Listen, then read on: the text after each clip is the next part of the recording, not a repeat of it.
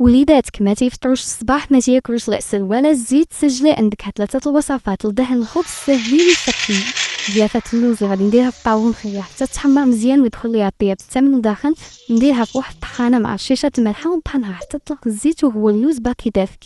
من بعد كنديرو في واحد البول ديال مع نص كاس ديال الزيت وربع كاس ديال العسل، نخلط حتى نوصل لهاد القوام ونديرها في العلبه ديالها.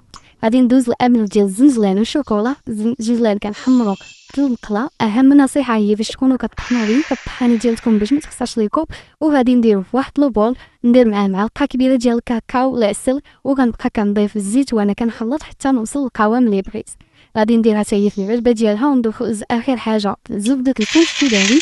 كندير زلافه ديال الكاوكاو والزيت ندخلهم حتى كيتحمر، نحيد ليه الزيت اللي زايده فيه ورشيشه الملحه والعسل، وما غاديش ندير ليه الزيت حتى كيوصل لهذا القوام ونديرو في العلبه ديالو. كيمكن لكم تحتفظوا بهم حتى لشهر ما كيوقع لهم حتى حاجه.